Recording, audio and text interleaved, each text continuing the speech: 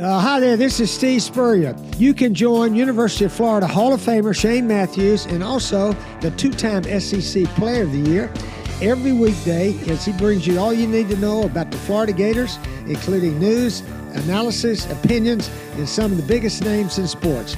You can find him on Spotify, Apple Podcasts, Google Podcasts, or wherever you listen to your favorite podcasts. Or you can watch him live at 8 a.m. on Facebook, YouTube, or Twitter. Good morning. It's a live edition of PodUp with Matthews in the morning from the Crime Prevention Security System Studios, large enough to serve you, small enough to care. We have Brent Beaird here in just a second. And then the second portion of today's show, we have JC would do our Peachland Dental weekend picks. If you missed it last night, 49ers take care of the Seahawks. I was a little surprised by that. Didn't see any of the game, but was very surprised at the outcome because of the injuries. And then James Madison bounces back from their loss, takes care of Coastal Carolina. Let's go to the Titan Moore Hotline, courtesy of Comfort Temp. We're joined by our college football analyst and Heisman Trophy voter, Brent Beaird. Good morning, Brent. How you doing, bud? Doing okay, and very glad about that. Shane, thank you for making the change this week. It just worked out better, and it's a gorgeous day, and we got cooler weather coming in the next few days. I've always said the first 50-degree morning in the state of Florida should be a state holiday, but it's nice to nice to be on, and grateful that doing okay. There's still a lot of people that aren't doing okay right now, so our thoughts and prayers go out to them. And just want to mention real quick, I'm looking forward to speaking to the Clay County Gator Club this coming Tuesday. That's a good group, a lot of fun. But man, some incredible football last weekend, and we're going to get some incredible football this weekend. Yeah, I'm gonna let's go ahead and jump right into it, Brent. You're an Alabama guy. Is that the most incredible loss or worst loss, I should say, in the history of the Alabama program? Well, if it's not, it's certainly close. No one really saw that coming, and it was really the perfect storm in a lot of ways. The Alabama kids have been told how great they were after beating Georgia, and how that they were going to dispense of Vanderbilt without any problem, but they got behind and by 2 touchdowns and had to chase that the entire game. Their defense really was, frankly, pretty poor. Vanderbilt, for all intents and purposes, runs a wishbone, and sometimes it's an inverted wishbone. You can explain that better than me, but they were able to take advantage of some shuttle passes. Diego Pavia is an incredible quarterback, and he was able to keep the Alabama defense on its toes throughout the entire time. I mean, it was just a very unusual situation in that Vandy had the ball 42 minutes, and that's never happened before in an Alabama football game. They only punted twice. They converted 12 of 18 third downs. But the Bama defense has given up 60 points and forced only 3 points on 15 of the last possession. So a lot of work to do with that as they get ready to play South Carolina at home this week, and they'll be going to Knoxville next week. So 2 big games for the Tide coming up. Yeah, for sure. All right, Brent, give us an update on what's going on with the portal now. What's the NCAA done, the different changes? Yeah, they have reduced the days that you can be in the portal. And the winter portal is going from 30 days to 20, and the spring portal from 15 days to 10. The winter portal is December the 9th through the 28th. And then now basketball has a portal April 16th through the 25th. We thought they might be going to get rid of the spring portal for football, but that has not happened. It was just reduced. It probably would be frankly better if they got rid of it in some ways. But that is the latest, and they kind of continue to tinker with that. I really do wonder, Shane, if sooner or later, if they either don't get rid of one of them or basically reduce it to about a week. Yeah. No longer do we have national letter of intents. Explain to us what that means now. Yeah, this is something that the NCAA Division I Council has approved. This is another one of the major changes that are going on. The House versus NCAA settlement would permit schools to pay athletes more than $20 million annually. So that is still coming. So the NCAA is kind of redoing some of their rules on amateurism. The National Letter of Intent started back in 1964 as a binding agreement with recruits and schools. Now, what is going to happen, according to Chris Hummer, give him credit for that, the NCAA has clarified that the grant of aid offers will replace the National Letter of Intent. In theory, if signed by a transfer, other schools can no longer contact that player. But I think we kind of know that there will be some tampering involved with that. Now, look, what this is basically setting up with the National Letter of Intent, if you get rid of that and then you kind of go to grant and aid, what eventually is going to happen here is the players are going to have contracts. And that's what is kind of paving the way for this right now. Now, the other thing that's going to be reviewed by the Division I committee is going to be the recruiting calendar. And right now, the early signing period has been moved from mid-December to Wednesday, December the 4th. And I still think the day's coming where we're going to have two signing periods. One's going to be in the summer, yes, the summer, and the other one's going to be either on December the 4th or the first Wednesday in February. So I think that's coming down the pike too. Good stuff. Brent, we got some really good games, or at least good games by the brands playing one another this weekend.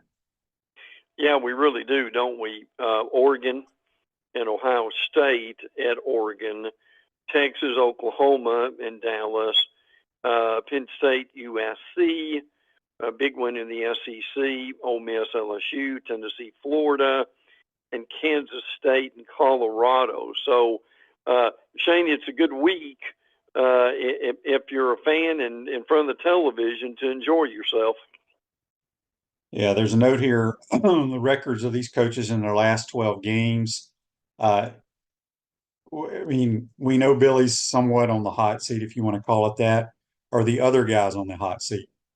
Well, that's a great point. Sonny Dykes is 5-7. Hugh Freeze is 5-7.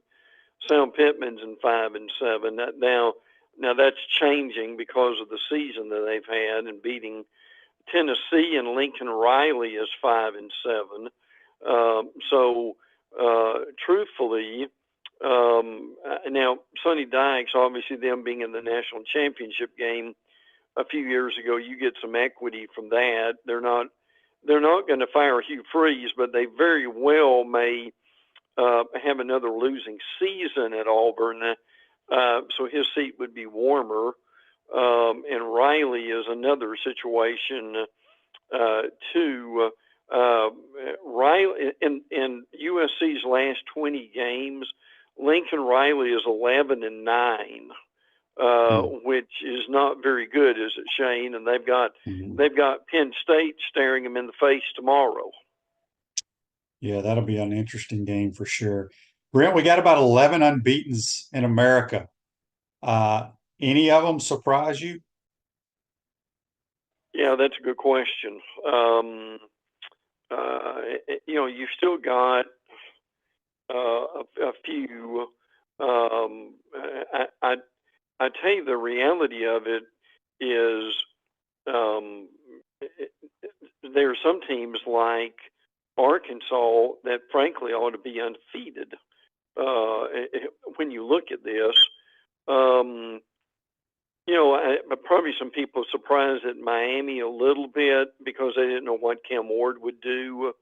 A lot of the others, or not, maybe a little bit with Penn State also. So, but again, the undefeateds are getting fewer and fewer by week. So that's one of the interesting the things that we're seeing right now.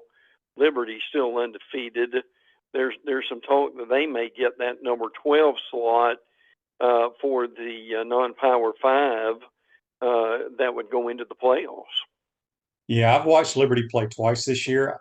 They've been fortunate to stay unbeaten. They're not the Liberty they've been. So I don't think they deserve that spot, even if they do go unbeaten. But we'll see. Brent, let's go ahead and let's jump down to the SEC. Obviously, we already talked about Alabama. They host South Carolina. Yeah. I wouldn't say this is a big game, but it's going to be an interesting game with Kalen DeBoer back at home, coming off that loss, how his team responds to South Carolina coming to town. Yeah, there's no doubt about that. And particularly, will the defense play better? Now, a couple things about South Carolina we need to mention. Now, this is interesting, and I'm curious if you know him at all, but Mike Shula, the former Alabama head coach, before Nick Saban got the job, Shula is actually the quarterback coach at South Carolina. Now, Shula, since he's left college football, has done very few interviews. He did one at the Senior Bowl a few years ago. A lot of the Alabama media wanted to interview him, and he turned it down. Now, I will say this.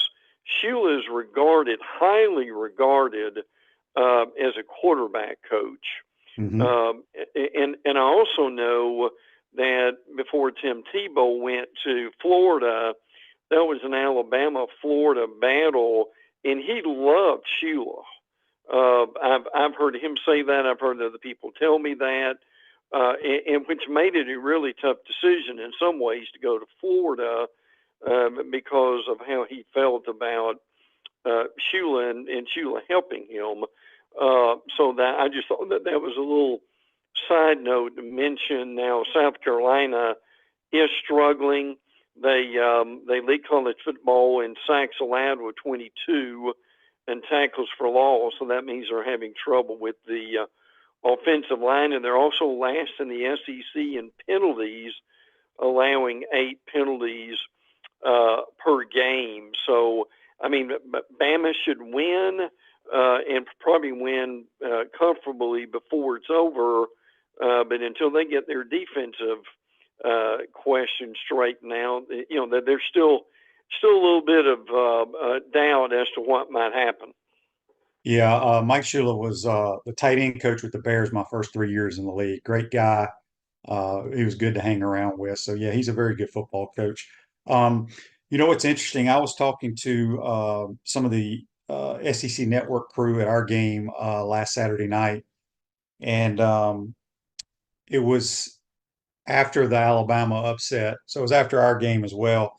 And we were talking because, they watched that all 22. And I remember mentioning to them, I don't get the all 22 copies, but watching the TV copy of the Alabama Georgia game, I was like, Alabama is doing so much unsound stuff on the back end on defense that they're not going to hold up. And it worked in the first half. Georgia took advantage of it in the second half. I don't know if they continue doing that within the Vanderbilt game because I didn't see it, but I think they have some serious problems defensively just from a scheme standpoint and not being sound. So I would agree with that. We'll see if if they make some adjustments there or not. F45 training merges 3 leading-edge fitness training styles into one 45-minute functional training class. Visit f45training.com to learn more. We got Brent Beaird, a college football analyst and Heisman Trophy voter, on the Titan MR hotline, courtesy of Comfort Temp. We'll have JC's second portion of today's program. Travis says Signetti is a good coach, and they have Shanahan as the OC. That I don't think there's any relationship to Mike Shanahan, whoever that might be. I could be off base, but Mike, I think, only has one son, and that's Kyle Shanahan, who is the head coach of the 49ers. Arkansas, man, what a big win for them against Tennessee. They're off this week. I'll tell you what, defensively, they have really turned it up. They're allowing only 16 points a game, 353 a game. They forced 5 turnovers. Travis Williams has made the difference. He is their D coordinator, and he really came up with the plan that curtailed what Auburn wanted to do and then what Tennessee wanted to do. So they've been very pleased there. Taylor Green, the quarterback, has a bone bruise. That's kind of a day-to-day thing. So it was great that they have the week off. But again, as we mentioned, this Arkansas team could easily be undefeated. They lost in double overtime to Oklahoma State. They lost to A&M. Shane, I don't know if Pittman saved his job, but he sure is close to doing so at this point, the way they're playing. Yeah, for sure. Kanye Ron on YouTube, brought to you by Quality Plum, says, Shane, specifically, what was the problem with Bama's scheme? I shouldn't say their scheme. They were playing, what I saw against Georgia was a lot of cover zero, nobody in the middle of the field trying to stop Georgia's run. Nothing wrong with that, but you're going to give up big plays. Georgia didn't obviously take advantage of that until the second half. I don't know what they did against Alabama. I don't know. I can think of Alabama over all the years in the last 15, 20 years, hardly ever playing cover zero. And maybe it's because they can't get a pass rush. I don't know what it is, but I shouldn't say it was a scheme. It was the risk taking, I should say, that they were doing. I don't know if they continue doing that against Vanderbilt or not. I didn't see any of the game. Auburn, boy, what do you think is going to happen at Auburn? You don't think they're going to get rid of Hugh Freeze, do you? No, I don't. Because Freeze, in fairness, has had to come in and kind of take up the slack for the lack of recruiting from Brian Harsin when he was there. I still think Brian Harsin's a pretty good football coach. It just didn't work at Auburn. Auburn's still struggling with Peyton Thorne at quarterback. What they're really going to have to do is limit the passing for Peyton Thorne and run the ball with Jarquez Hunter, and they're not giving him the ball enough, is some of the issues with this. Now, Auburn's got Kentucky and Missouri coming up. Look, I'm sure you've looked at this, Shane. Auburn's really in danger of having another losing season. It is the reality of this. Their defense is playing rather well, but offensively they're struggling. They have some really good freshman wide receivers like Cam Coleman, but they're just limited in what they can do with Thorne. Now, Freeze has called a lot of attention to himself by throwing his players and coaches under the bus, which is kind of what Freeze does. But the reality is that they needed a week off in order to kind of get going again, because you remember they had all those games at home in September, and amazingly, they have 0 home games in October. Yeah, that's crazy. That's absolutely crazy. All right, the Mighty Gators are traveling up to Knoxville, one of the great venues in all of college athletics. Tennessee coming off an upset loss where they turned it over a lot of times. Give Arkansas credit. A lot of people who are asking, what did Arkansas do defensively that the Gators can use their blueprint? Yeah, it's a copycat league. We'll see if we do that. I mean, again, do you have the same personnel, or Right.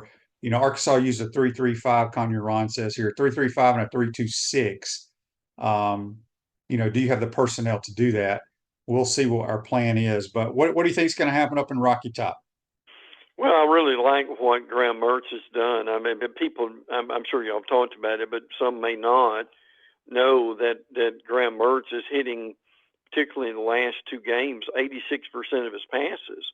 I mean, that's almost unheard of, frankly, with the quarterback. But, I mean, we talked in the preseason how good we thought Mertz was going to be, and he did. I was really pleased to see Florida, their rush defense, do a much better job, and particularly with UCF.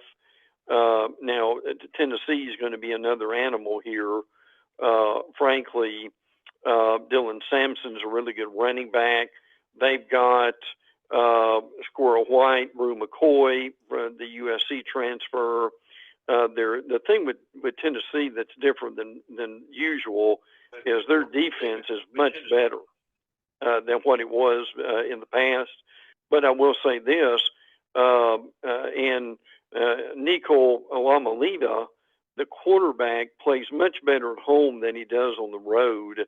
I mean, he's really struggled on the road, as evidenced by that Arkansas game. I have no idea what he was doing, Shane. If you do, please tell me. On that last play of the game, when instead of throwing the ball in the end zone, he just ran out of bounds, and that basically ended the game for Tennessee. So, and you know, another thing too, Tennessee's September schedule really did not help them much in getting ready. So, look, in this series, I think anything is possible. I mean, I understand that Tennessee being favored and people thinking that they're going to win. But I frankly think Florida's going up there and playing pretty well. Yeah, it's going to be a tough challenge. They're probably going to be without their two wide receivers, Brew McCoy and Squirrel White, it looks like, from what I've been told. But game time decisions. Bob says on Facebook Live, brought to you by Mellon Law, he said the first time he saw Diego Pavio, he said he's going to be a problem. Don't know how Vandy got him, but the Duke. Well, they got him because Jerry Kill, who was the head coach at New Mexico State, where Diego was playing, came with him. So, as I said, he's the poor man Tim Tebow. Just has a will to win, finds ways to make plays. Nothing looks great, but he's a good football player. And so we'll see what happens there. There's a couple of texts here I want to get to on the Titan Mark text line. Chad in Lakeland says, when Billy came to Lakeland in the all-season tour, he walked through the schedule and commented on each matchup. When he got to Tennessee, he said, quote, "We ain't losing to Tennessee ever again." That was kind of bold. I'm hoping he's right. Well, we beat them last year. I think it's going to be a very difficult challenge tomorrow, though. Daryl says, good morning from Rocky Top. I think if we shut down Tennessee's run game and put pressure on Nico and force turnovers, we can win. I agree with that. Yeah, I do too. And then Chris from Mayaca says, his power's still out. Almost all of Sarasota and Bradenton back to work today at Mid-Florida Credit Union by generator. This storm was bad, but not nearly as bad as they predicted. Glad to be back to work. Glad you're safe there, Chris. And hopefully y'all get it cleaned up down there. It's going to take a while. There's no doubt about that. JC and I'll talk more about Florida, Tennessee later as well. Georgia is hosting Mississippi State. This will be a bloodbath. It will. Now, the reality is that there are things still worth mentioning here about Georgia's defense. 0 passing touchdowns allowed at home. Mississippi State's allowing 37 points in 4 games against Division I foes. Georgia's struggling in the first quarter for some reason. They've yet to score multiple times in the first quarter. And sometimes teams just get in this habit of starting slow. And that's kind of what's happening. Now, people haven't heard this. They've had another arrest. Kobe Young, the wide receiver, has been arrested, and he has been indefinitely suspended, which he probably should have been until they get this cleared up. The 7th Georgia player arrested since March of 2024. So that is obviously a problem. Kirby made a statement this week. If anything, to be honest, I'm a little disappointed. I'm probably disappointed in our fans for the first time that I thought there was, a lack of really affecting the game noise-wise with passion and energy. So he trying to throw out a little bit of a gauntlet to the fan base that they weren't too excited in the game against Auburn. Mississippi State, as most folks know, Blake Sharp, their quarterback starting in the year, is out for the year. Michael Van Buren is replacing him. And Shane, unfortunately, State is about last in the league in about every stat. So it's been a difficult first year for Jeff Lebby, hasn't it? Yeah, he just doesn't have any good players. I mean, Mm-mm. I tell you, they're one of the worst SEC teams I've ever seen in my life. Yep, And agreed. he'll try to milk the clock, shorten the game, running the football, but Georgia will destroy Mississippi State, in my Yeah. opinion. Oh yeah. Kentucky coming off their bye week and their big win against Ole Miss, Vandy coming off their big win against Bama. Interesting game in Lexington. It is. And look, I don't think there's any way that Vandy wins this game, frankly, because, well, let me put it this way. This is going to be a real test of how emotionally mature they are, because those kids have been told all week long how great they are, and can they get their feet back on the ground? Kentucky had the week off. Look, this is unusual to say, but they're going to have more trouble with the Kentucky defense than they did the Alabama defense, at least for right now. So that's going to be very interesting to see really where this is. Kentucky's offense is pretty average. Their defense, though, they held Georgia and Ole Miss below 20 points.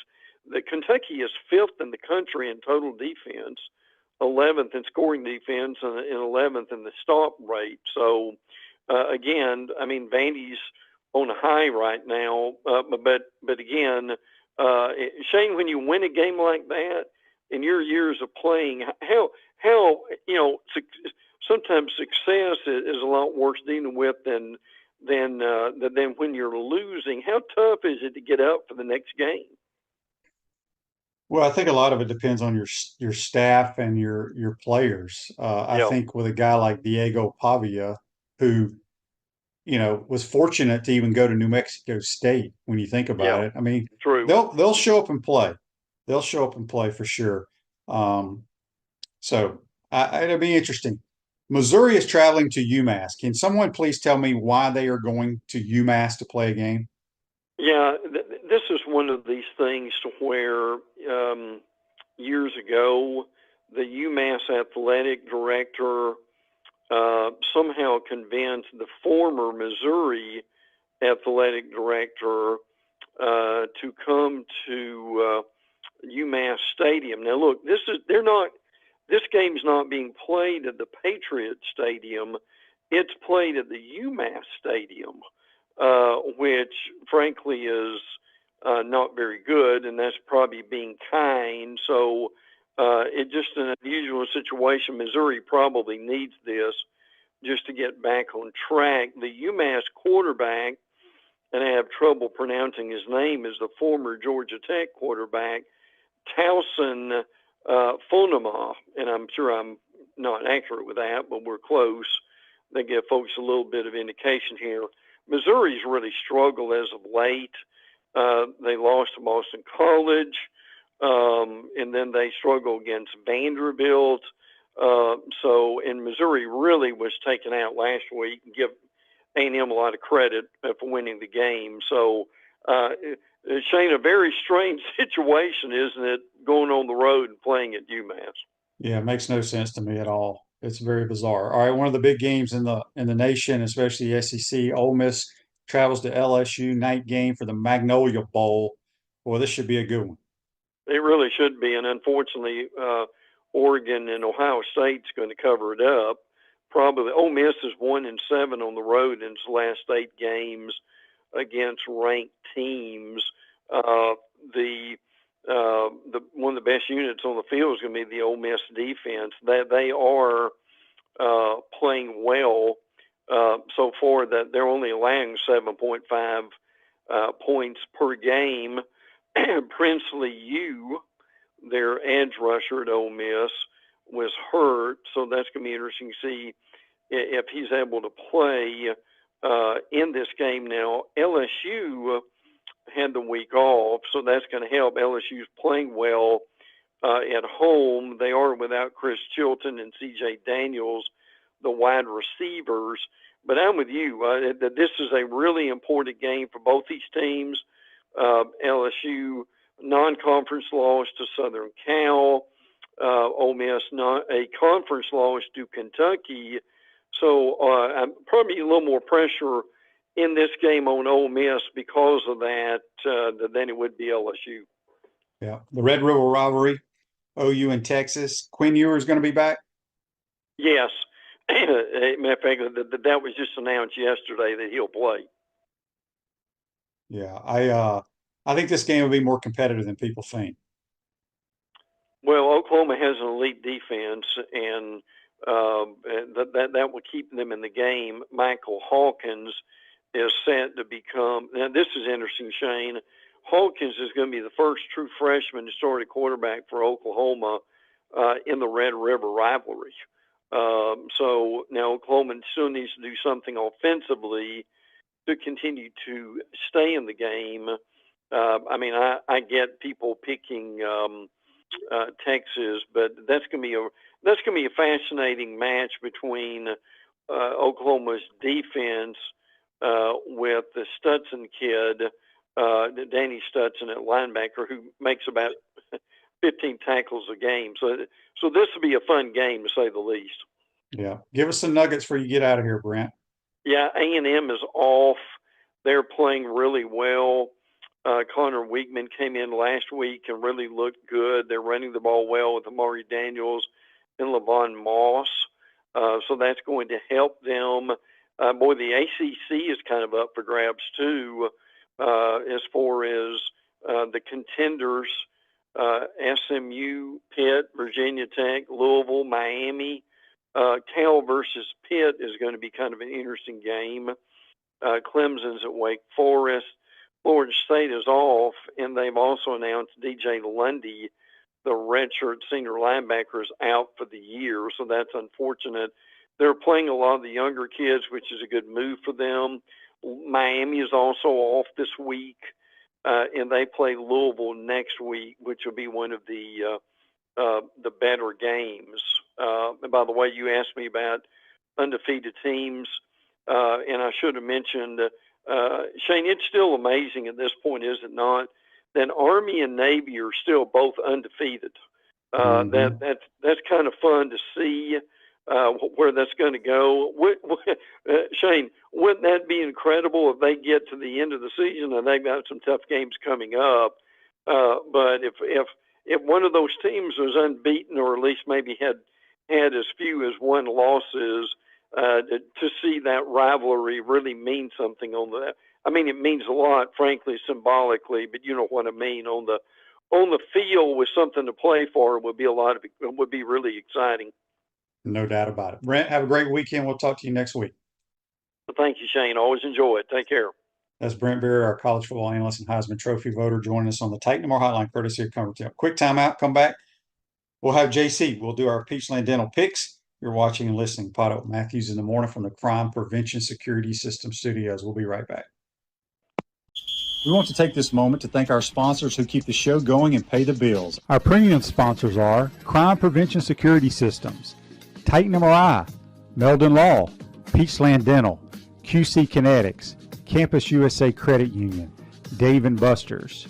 Gridiron sponsors, Comfort Temp, UF Bookstores, Quality Plumbing, Silverback Concrete, Ruse Ogra State Farm, Tropical Smoothie Cafe, F45, Gator Dominoes, Celebrate Primary Care, Miapa Latin Cafe, Gator Bait Media, Aikido America, Style Cuts, Ironwood Golf Course, Big Mills Cheesesteaks, 84 Lumber, Dowling Signs, Baker's Sporting Goods, MG&A Wealth, Florida Cracker Kitchen, Nest and Wild, Florida Victorious, Electronics World. If you're interested in promoting your business on the show, call Freddie at 352-284-3733.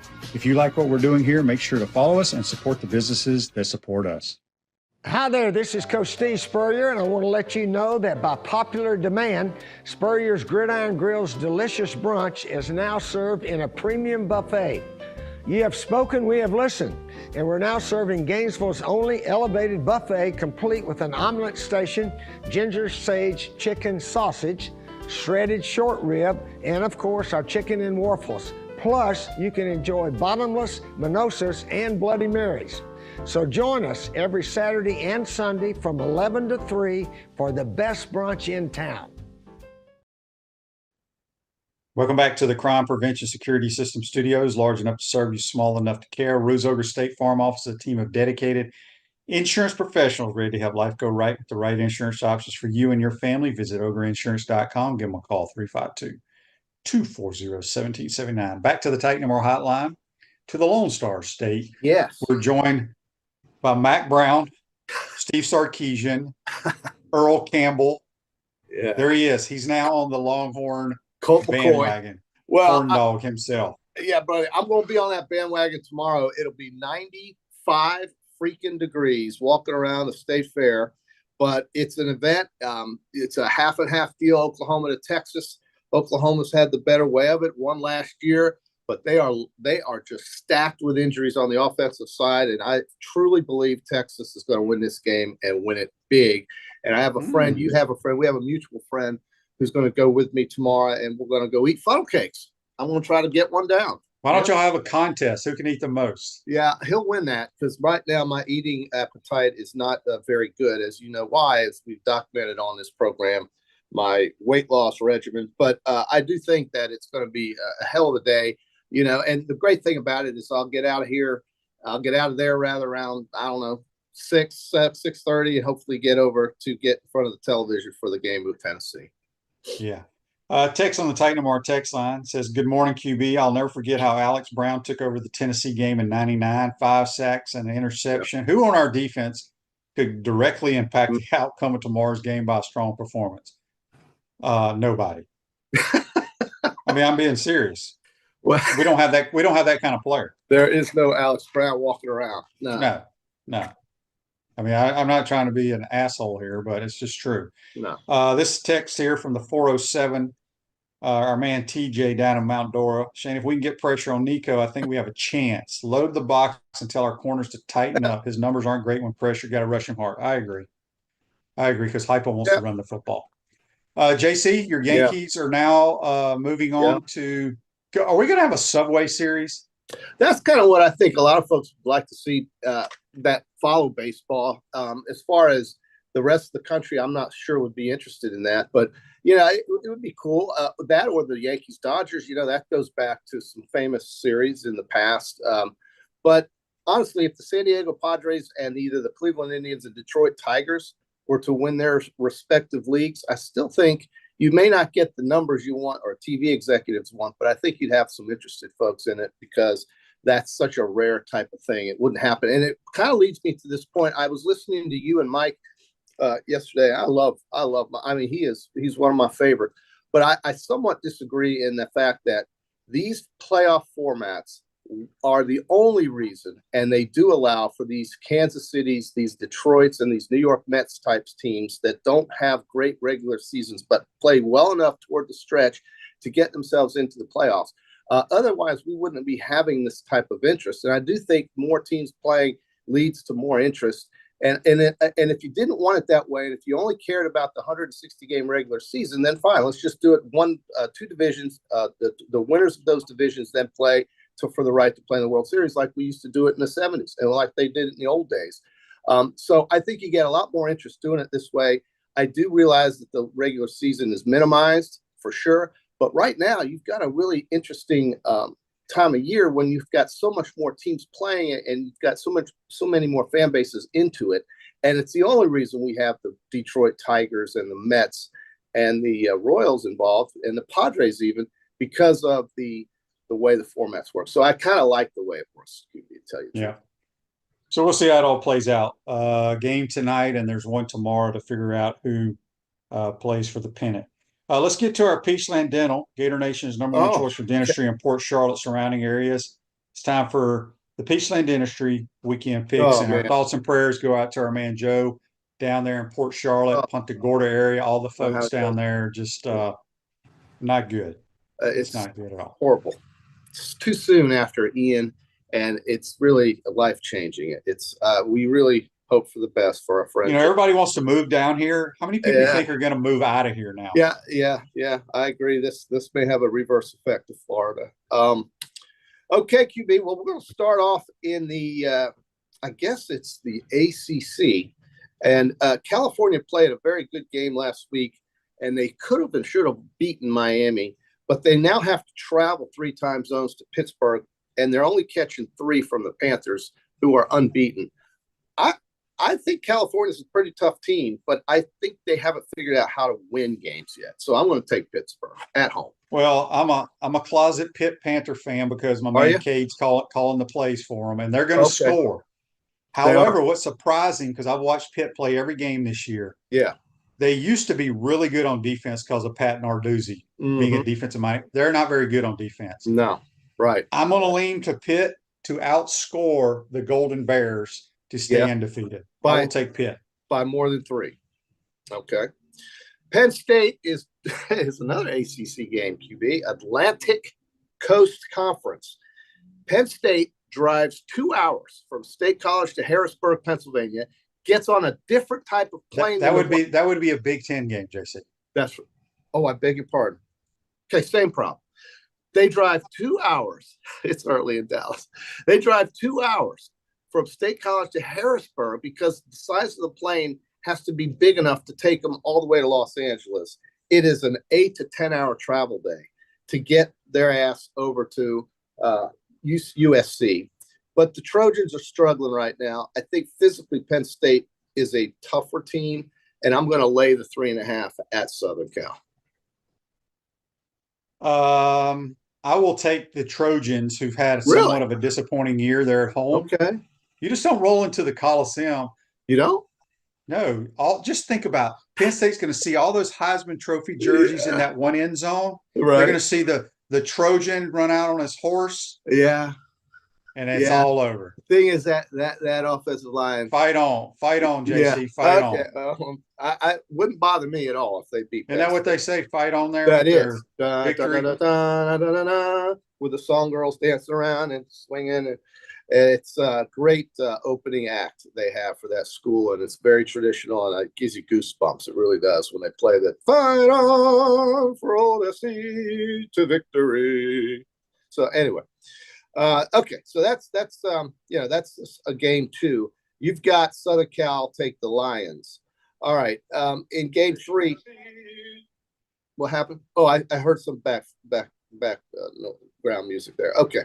Let's move on over to the ACC finally, and let's go with Georgia Tech, who's playing pretty well this year. They are 4-2. And they're playing the North Carolina Tar Heels. That is the team coached by Mac Brown, probably his last season. Georgia Tech laying 4 at North Carolina. Another home game for the Tar Heels. They seem to play all their games in Chapel Hill this year. Yeah, I just don't think they're very good at all. I'll take the Ramblin' Wreck. I'll take the Ramblin' Wreck with you.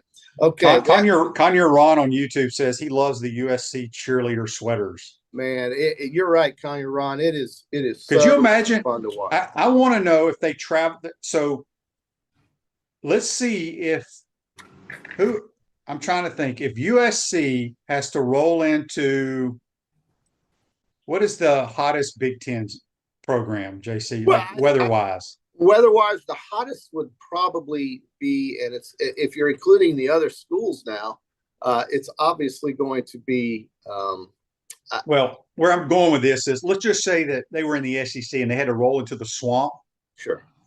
Do you think their cheerleaders will wear those hot sweaters? Yeah, that's going to be uncomfortable. Yeah, no question about it. The climate allows for that uniform. You're absolutely right. You're absolutely right. All right, let's move into the league now. The first game at noon. South Carolina looked just god awful. Spencer Rattler is not there, and they have Lenoris somebody. And he's just can't throw a forward pass. They're playing Alabama coming off a loss. It's 21.5, and I'll never usually lay this number, but in this instance, I think Alabama will win by 21.5. I like the Tide to bounce back. Yeah. Okay. I think South Carolina has trouble scoring. They can't score. You're absolutely right. Here's another team that can't stop or really score anymore either, and you know who I'm talking about. The one Bulldogs from the West going to the Bulldogs from the East. What is this line? Let me guess. 39.5. Well, you're in the right. You're in the 30s. It says 34 here on the screen. I don't think it's enough either. But I don't think Georgia's going to. I think they're going to rest players in the second half of this game, maybe in the fourth quarter. And maybe it will allow Mississippi State to shorten the game by just running it on every play. They will shorten the game quickly with the new clock rules. So I still like the dogs. Yeah, no, the dogs in the red. Yeah, they're still going to have to punt 12 times, and so it's a large number. I wonder if Bully and Ugg are buddies. You think they would fight each other if they met it on the field? I'm taking Bully only because Ugg just sits on his ass. He doesn't move. He's so fat. So give me Bully in that one. I'll take the brown dog over the white and black dog. But in this case, I got to have 34 points. So who did you take? I took Mississippi State. Yeah. Okay, I got the Georgia Dogs. I know it's a stupid pick, but whatever. 34 is 34. You're just playing numbers here. This is a good game, and I really like this game for Vanderbilt coming off a win. Will they be able to come down from that mountain? Kentucky's waiting for them. Kentucky is physical, but Kentucky doesn't score either. And I think Vandy will stay within 14 points. So I'm going to take them coming off the biggest win in their school's history. I will too. I will take. Okay. I think Vandy loses the game, but it's close. Okay. All right. Okay. We then go down the road to Baton Rouge. This is one of the games of the week here. This is the night game at 7:30 Eastern, along with Florida's 7 o'clock game. And LSU is hosting Lane, your soon-to-be head coach, I guess. You and Mike love Lane Kiffin to be the coach here. So we'll just assume that Lane's days are numbered at Ole Miss. And this is probably his last trip to LSU wearing that SIP sweatshirt, come to the SIP. So they're laying 3.5. This is an interesting number because usually LSU's never an underdog at home. But they are in this case, and they usually are against Alabama too, I should say. But in this case, Ole Miss is laying 3.5 at home. I got to take the home dog here, man. 3.5 is a lot. I think not a lot, but I think LSU can score with them. Defensively, it's going to come down to whether or not Ole Miss can stop them. Well, I think the best unit in this game is the Ole Miss defense. Okay. I'm going to take the Rebels. I know a lot of people have been chiming in here hoping that Ole Miss loses this game. Yeah. But I think Ole Miss is going to win it. You know what?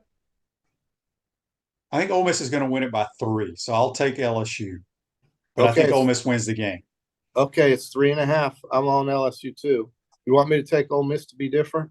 No, take who you want. Yeah, I don't. I think I want Ole Miss to win. I'll never root for LSU. I don't like LSU. I'll tell you what, I am going to flip it. Give me Lane and Ole Miss. That's if that number were a little higher, I might take LSU. But I think Nussmeier is a really good quarterback for LSU. I do think he can get them in the end zone. But I think Mississippi, I really don't know what to think. How about that? So I'll just take Ole Miss because you're taking a Louisiana State University. I think Ole Miss is going to win the game. Yes, but none of that matters. Nobody cares. Okay. Then over here where I'm going to be in the afternoon at 2:30 Central, 3:30 Eastern time, Texas and Oklahoma. This is a big number for a game like this. But Texas has really established themselves as a dominant team. They have done a great job with Quinn Ewers. He is back. He is no longer injured, and this is going to be his game. And they are going to have to lay 14.5 points to OU. I think it'll be plenty, and I think they'll win by 20 or more. And I'm taking Texas just because Oklahoma, like many teams these days, cannot get the ball down the field. And I think they're going to have a hard time scoring on Texas. Possibly, but I'm going to go ahead being a rivalry. I will take the points, and I'll take the Sooners. That's a good bet. I mean, it's hard to lay that points in a rivalry game, but there was a year where Ewers and those guys won by 40, and I think it was 2 years ago. So that's a huge game, but Big Tex is going to be barking out the scores, telling the team with the least amount of points, giving them their score first. I can't understand why nobody's programmed Big Tex to do it the right way. But welcome, everybody. The score of the ball game. Oklahoma 6 and Texas 39. Have a great time at the fair. JC, are you going to ride the Ferris wheel? No way. Dude, I can't even get on a ladder. Okay, my daughter-in-law, she's over here telling me to help her hang a picture. I can't even step on a ladder. All right. So they hung the picture. All right. That's probably a good thing that you had nothing to do with that. Well, I don't use tools, QB. It's just dangerous. All right, so that's and then the Florida-Tennessee game. You don't pick the Gator games on the air, but I think 14.5 is a strong amount of points. I do think Florida in a rivalry game will find a way to keep it inside that number. It's hard for me to see them winning it, though, to tell you the truth. Yeah, we'll see. Again, we have to stop their rushing attack. Yes. We have to block their front four. Right. I got to see that happen, QB. I just don't know if that's possible. Yeah. Just don't know. But it's a loud, crazy environment. It's going to be a raucous crowd. There are two schools that Tennessee hates, and it's this one and the one they're going to play next week. And I don't care about Tennessee at all. I really hope Florida can figure a way to upset them on the road. It's a tall order for indeed. They'll have to play their best game in probably 2 years to win this one. I agree. What's the next game? There is one more. I'm sorry. Out now, I can say there's another Big Ten game near the Pacific, and this one is the game they say is the game of the week, and it's Ohio State traveling, finally getting on a plane and having to travel like Penn State, although not as arduous. They will be flying out of Columbus, Ohio, because they have an airport there that can support an A330 or 787 or 777. And that's a wide body. And that's Ohio State traveling to Oregon to play the Ducks, both teams unbeaten, and Ohio State's 3-point favorite. And I'm not one of these guys that says Autzen Stadium is one of the most difficult places to play. It has the most. They have 50,000 fans there. Please give me a break. But Ohio State's not going to be intimidated by Oregon. And I just don't know if Oregon showed me this year that they're the kind of team that can win a championship with some of these games they've been playing. And I could be dead wrong about them, but I think Ohio State goes in there and stores them. I think they will. I do too. I've watched Oregon play twice, and they have not been impressive. Now that doesn't mean Oregon won't play their best game, but I'll take the Buckeyes. Yeah, I'm on the Buckeyes here. Not enough points. 3 points is not going to allow them to hang with the Buckeyes in my mind. And that's it, QB. All right, JC, good stuff as always. Yeah. Do not eat too many fried Oreos and all that stuff. Wow. Yeah. I just love the scenery there and the sights and sounds of everything here. It's an SEC game, but it's got such a Midwest flair, and it's going to be so fun to see all the fans and the two fan bases that just really go after each other. People always talk about God bless sundresses and cowboy boots in the Southeastern Conference. That's what they say. These two teams do it better than anybody. It's going to be fantastic. It's going to chaps, boots, cut off jeans, everything is going to be there. I'm excited. I think Brady's excited. Obviously, we're going to have a great day. And then the next day, it's off to Texas Live to watch the Lions. And so the Lions and the Cowboys are going to get after it. And I like Detroit in that game, but I don't want anybody to hear me say that around here. So, but I do think Detroit will beat them. Yeah, I agree. All right, JC, have fun. We'll talk to you on Monday. See you on Monday. Okay. That's JC. Join us on the Titan More Hotline, courtesy of Comfort Temp. Florida Crackers, the brand for original Floridians. Great food and Southern hospitality in the center of the universe, Brooksville, Florida. FloridaCracker.com. We'll be here on Monday to recap it. Should be a great weekend of college football.